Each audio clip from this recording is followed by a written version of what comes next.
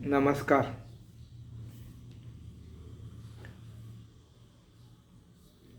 4-5 दिवसापूर्वी अचानक मदनचा फोन आला.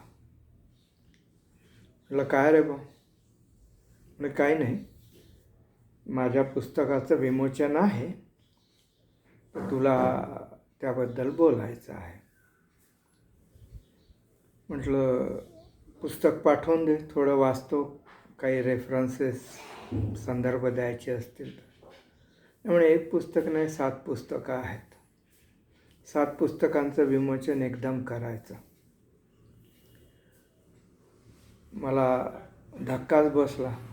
तसं मदन कधी काय करेल याच्याबद्दल काही सांगता येत नाही. मागे अचानक 5 पुस्तकं एकदम त्याचं विमोचन केलं होतं. 5 पुस्तकांचं आठवत असेल वाचकांना चंद्रपूरच्या.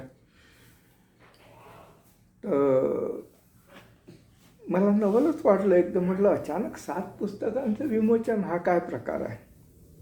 असो. तर त्यासोबत त्यांनी सांगितलं की बा तुला बोलायचं आहे, पण लेखकाविषयी बिलकुल बोलायचं नाही आणि दुसरं पुस्तकांबद्दल बोलायचं नाही. म्हटलं अरे हे अजब झालं. हे कसं झालं की आमच्या घरी जेवायला या, अगदी आग्रहाने यायचं. त्या दिवशी कोणाचं निमंत्रण घेऊ नका, आमच्या घरी जेवायला या, पण आमच्या घरी काही खायचं नाही.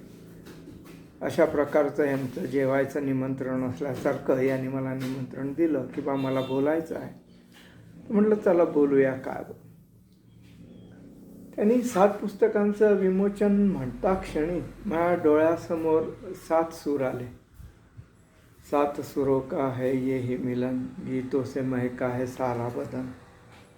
7 सूर, 7 वार, सोमवार, मंगळवार, बुधवार. 7 धातू, रस, रक्त, मांस, मेद. त्याच्यानंतर 7 पाताळ, अतल, वितल, सतल, तरल. शरीरामधले 7 चक्र, मूलाधार, अधिष्ठान, मणिपूर चक्र इत्यादी. 7 महाद्वीप, जम्बूद्वीप, शाल्मली, कृश, कौंच, पुष्कर इत्यादी. 7 पुरी मला आठवल्या. अयोध्या, मथुरा, काशी, अवंतिका, पुरी. तसंच मला सत्य पे सत्ता चित्रपटही आठवला. आणि मला या 7 आकड्याशी जुळलेलं एक गाणंही आठवलं. 7 समुंदर पार मैं तेरे पीछे पीछे आ गई. हा मदन प्रत्येक पुस्तकाच्या विमोचनाच्या कार्यक्रमात माझ्या मागे येत असतो, म्हणून ते मला गाणं आठवलं. 7 समंदर पार मैं तेरे पीछे पीछे आ गई. मला 7 स्वर आठवलेत. षडज, गांधार, ऋषभ, मध्यम, पंचम, निषाद, धैवत. तसंच मला इंद्रधनुष्य आठवला. तानाही पियानीजा, 7 रंग. पण हे जे 7 पुस्तकं आहे, हे इंद्रधनुष्याप्रमाणे याच्यात 7 रंग असतील, मला अगदी त्याची खात्री आहे. आणि एक विनंती करतो मदन, आता हे शेवटलं विमोचन नको करू, याच्यानंतर 9 पुस्तकांचं विमोचन कर, म्हणजे मला नवरस, नवरंगाबद्दल, नवरात्रीबद्दल बोलता येईल. आणि 9 पुस्तकांचं विमोचन झालं की मग 12 पुस्तकांचं विमोचन कर आणि एकदाचे 12 वाजवून टाक की लोकांनी म्हटलं पाहिजे मला जाऊ द्या ना घरी, आता वाजले की 12. तर हा झाला विनोदाचा भाग. पण सर्वप्रथम मदन, तुझं खूप अभिनंदन. तुझं कौतुकही वाटतं. तू कधी लिहितो, कधी वाचतो, तुला कसं सुचतं, कुठे ठेवतं एवढं लिहून आणि हे सगळं. आणि तुझ्यासोबत बाबू आयटेम असतोच, आशिष देव. तर बाबू आयटेमला तू आपलं सगळं लिखाण देत असतील आणि ते त्या पुस्तकाला पाहिजे तसं रूप देत असतील. म्हणजे लग्नाच्या आधी किंवा लग्नाच्या नंतरची जी मुलगी असते ना, ती लग्नाच्या रिसेप्शनमध्ये कशी मस्त दिसते एकदम, तसं तुझ्या पुस्तकाला आशिष देव एकदम ब्रायडल मेकअप वगैरे त्या हिशोबाने करून ते पेश करतील. पण मुखपृष्ठापेक्षा आतलं तुझं जे लिखाण असतं ते फार अप्रतिम असतं. आणि मदन गमतीत मला म्हणाला होता की शेखर, तू जेव्हा बोलशील, तुझा व्हिडिओ पाठवशील, तेव्हा जरा सुंदर दिसायचा प्रयत्न कर. मला कळलंच नाही की बा जातीच्या सुंदराला सुंदर दिसण्याकरता काय प्रयत्न करावे लागतात. पण तरीही मी जितका शक्यतो सुंदर दिसू शकेल तसा सुंदर बनून मी आज आलेलो आहे. आणि मग मला अचानक मदननी जे म्हटलं की बा लेखकाबद्दल नाही बोलायचं किंवा माझ्या पुस्तकांबद्दल नाही बोलायचं, तर म्हटलं चला ह्याने सौंदर्याचा विषय काढला आहे, तर माझ्या दृष्टीने जे सुंदर आहे किंवा मला जे सुंदर वाटतं मनापासून त्या सौंदर्याबद्दलच मी बोलतो. आजपर्यंत शिक्षण संपल्यानंतर मी एकच व्यवसाय केला, तो व्यवसाय म्हणजे नोकरी. सुरुवातीला बरेच बँक इकडे तिकडे प्रायव्हेटमध्ये करून नंतर 36 वर्ष कोल इंडस्ट्रीमध्ये इमानी इतबारे नोकरी केली. या नोकरीच्या व्यवसायासोबत माझा दुसरा छंद होता, तो म्हणजे वाचन. कारण लिखाण मला कधीच जमलं नाही, पण वाचन मला भयंकर, तो माझा एक फार चांगला छंद होता. आणि तो छंद लागण्याकरता मला जे मित्र मिळाले त्या मित्रांमुळे मला हा छंद लागला. एकदा माझ्या एका मित्राने मला चित्रण खानोलकरांचं पुस्तक दिलं, देवाची आई आणि चाफा. तर ते पुस्तकाचं टायटल वाचून मला ते पुस्तक वाचावंसं वाटलं. आणि ते पुस्तक वाचल्यानंतर मी काही दिवस मला काही कळतच नव्हतं की कसं आहे, मी काय आहे काय नाही. पण त्या पुस्तकाने एक जादूच केली माझ्यावर आणि त्याच्यानंतर मी वाचायला लागलो. सगळ्यात पहिल्यांदा मला वाचनातलं सौंदर्य दिसलं ते चित्रण खानोलकरांच्या लिखाणामध्ये. तसं मराठी साहित्य इतकं समृद्ध आणि इतकं श्रीमंत, म्हणजे अरबोपती आहे. पण आता अनेक लेखक वाचले, प्रत्येक जणाची एक वेगळी पद्धत, अप्रतिम लिखाण असतं प्रत्येकाचं. पण तरीही ज्या लेखक, असे अनेक लेखक आहेत, पण मी दोघंच लेखक निवडले आहे ज्यांनी माझ्यावर जादू केली, गारुड केलं आणि ज्याच्यात मला सौंदर्य दिसलं. आणि त्याच्यातले पहिले म्हणजे चित्रण खानोलकर. चित्रण खानोलकरांच्या कविताही अप्रतिम होत्या. त्यांचं एक कविता संग्रह होता नक्षत्राचे लेणे. त्यासाठी त्यांना साहित्य अकादमीचं अवॉर्डही मिळालं होतं. त्यांचे कविता संग्रह जोगवा, दिवे लागण, नक्षत्राचे लेणे, याच्यात मला सौंदर्य दिसलं. ते वाचताना सौंदर्य पाहिलं, सौंदर्य अनुभवलं, सौंदर्याला स्पर्श केला. त्यांचे कथासंग्रह सनई, राखी पाखरू, चाफा आणि देवाची आई, ह्याच्यातलं सौंदर्य वेगळं होतं. त्यांच्या कादंबरी, मला सर्वात त्यांची आवडलेली कादंबरी म्हणजे रात्रकाळी घागर काळी, दुसरी अजगर, कोंडुरा, त्रिशंकू, गणुराया आणि चानी, पिशाच्य, अगोचर, पाषाण पालवी, अदयनात काबुतारे, अप्रतिम कादंबऱ्या. ह्याच्यातलंही सौंदर्य वेगळंच होतं. त्यांच्या नाटकातलं सौंदर्य, त्यांची अनेक नाटके, 1-0 बाजीराव, सगळे सोयरे, अवध्य, कालाय तस्मै नमः, अजब न्याय वर्तुळाचा, ह्याच्यातलं सौंदर्य वेगळंच होतं. त्यांची गाणी, ये रे घना नाहू घाल माझ्या मनात, नाही कशी म्हणू तुला म्हणते रे गीत, समयीच्या शुभ्र कळा उमलून लवते रे, किंवा गेले द्यायचे राहून. ह्या सर्व गीतांमध्ये मला मदन एक वेगळंच सौंदर्य दिसलं. भारावून गेलो मी त्या सौंदर्याने. आणि माझा छंद फक्त वाचन, त्यामुळे वाचनाशी निगडीत असलेले दुसरे लेखक मी निवडले ते म्हणजे जी.ए. कुलकर्णी. जी.ए. कुलकर्णींचा पहिला कथासंग्रह मी वाचला होता, तो म्हणजे काजळ माया.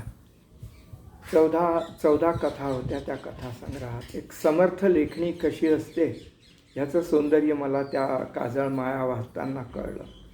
काजळ मायामध्ये 14 कथा होत्या. प्रदक्षिणा, अंजन, शेवटचे हिरवे पान, स्वप्न, दूत, वंश, ठिपका, कसा, भोवरा, गुलाम, कळसूत्र, विदूषक, पुनरपी, रत्न, ह्या त्या कथा. या कथा वाचल्यानंतर एक वेगळंच सौंदर्य दिसलं. प्रत्येक लेखकाच्या लिखाणामध्ये एक वेगळंच सौंदर्य असतं आणि ते सौंदर्य अप्रतिम, ज्याला आपण इंग्लिशमध्ये युनिक म्हणतो, युनिकनेस असतो तो फार म्हणजे तो अनुभवायचा असतो. जी. कुलकर्णींच्या साऱ्या कथांमध्ये एक रहस्यमय विश्व माझ्यासमोर आलं आणि त्या विश्वाचं कोडं सोडवणं म्हणजे फार कठीण काम. आणि हे कोडं सोडवायचा आपण जितका प्रयत्न करू ना तितकी आपली दिशाभूल होते. हे जेवढं काही आहे थोडंसं ते सुन्न होऊन जातं, उद्ध्वस्त होऊन जातं. त्यांच्या कथेतील पात्रांच्या नशिबी आलेले भोग ते त्यांनी अशा काही विस्मयजनक पद्धतीने व्यक्त केले आहेत की त्या कथेतील प्रतिमांचं वादळ वाचकांच्या मनावर आणि मेंदूवर असा काही आघात करतो की वाचक उद्ध्वस्त होऊन जातो. त्यांचे कथासंग्रह जे मी वाचले, पारवा, निळा सावळा, हिरवे रावे, रक्तचंदन, सांजे शकून, रमलखुणा, पिंगळा वेळ, काजळ माया, त्यांना साहित्य अकादमीचं अवॉर्ड मिळालं होतं, ते त्यांनी परत केलं होतं. जी. कुलकर्णी आणि चित्रण खानोलकर यांच्या वाचनावर ज्या चर्चा झाल्या माझ्या चंद्रपुरात, त्या दोघा जणांची, एक मनोहर सप्रे काका आणि नंदिनीताई देवईकर, त्या डिस्कशनमध्ये मला एक वेगळं सौंदर्य मिळालं. माझं तिसरं पुस्तक इंग्रजी, म्हणजे मला असं नाही सांगायचं की मी इंग्रजी वाचतो, इंग्रजी खूप जणं वाचतात, पण मी थोडं बहुत वाचलं. त्याच्यातलं जीन वेबस्टरचं डॅडी लॉंग लेग्स. ह्या पुस्तकात एक ऑर्फन मुलगी असते आणि एक प्रचंड श्रीमंत माणूस असतो, उंच पुरा, आणि त्याची उंची म्हणजे त्याचं एक वेगळं वैशिष्ट्य असतं. आणि त्याचे पाय त्याच्या शरीराच्या मानाने खूप लांब असतात आणि तो ह्या मुलीला कसा निवडतो, काय निवडतो, तिला तो मदत करायचं ठरवतो. ती अतिशय गरीब असते, ऑर्फन असते. ऑर्फनेजमधून तिला तो आणतो बाहेर, तिची राहायची आणि शिक्षणाची पूर्ण सोय करतो तो. पण त्याची एकच अट असते की त्या मुलीला कळलं नाही पाहिजे तिचा दाता कोण आहे. आणि त्या कादंबरीत तिला कधीच कळत नाही कोण दाता आहे. तिला फार उत्सुकता असते की आपल्याला कोण शिकवत आहे, हे इतकं चांगलं आयुष्य आपल्याला कोण देत आहे. तो तिला खूप चांगलं आयुष्य देतो अगदी. आणि एकदा तो तिच्यासमोर येतो, तिला माहीत नसतं हाच दाता आहे, पण तो माणूस तिच्या अचानक लक्षात राहतो, कारण त्याच्या शरीराच्या मानाने त्याचे पाय खूप लांब असतात. तर तो लॉंग लेग डॅडी फार सुंदर पुस्तक आहे.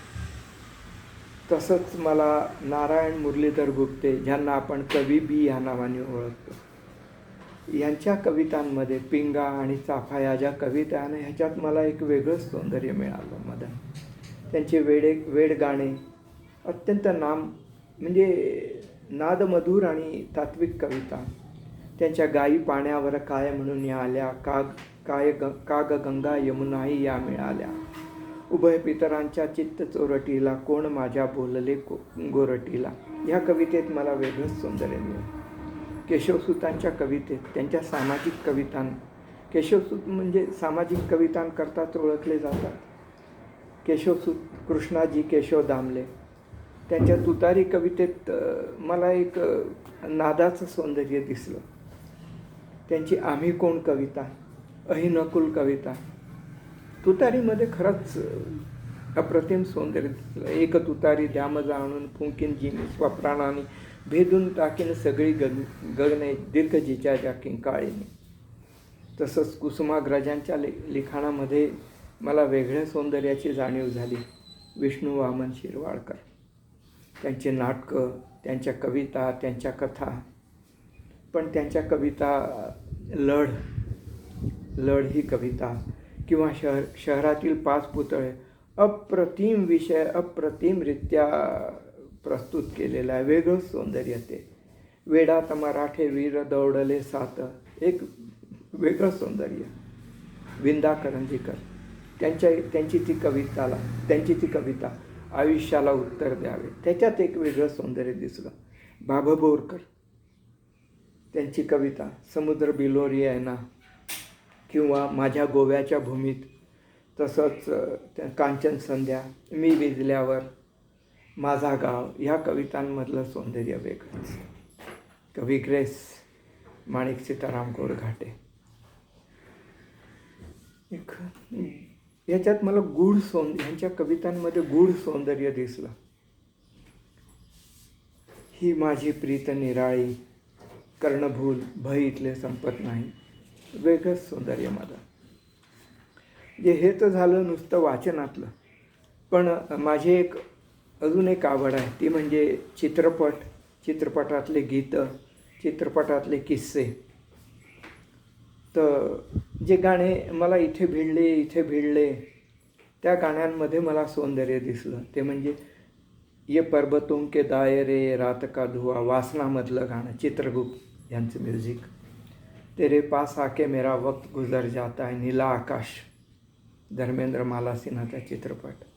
है इसी में प्यार के आबरू, वो वफा करे वो जफा करे मैं वफा करूँ, ये ज़िंदगी उसी की है जो किसी का हो गया, हेमंत कुमार अनारकली.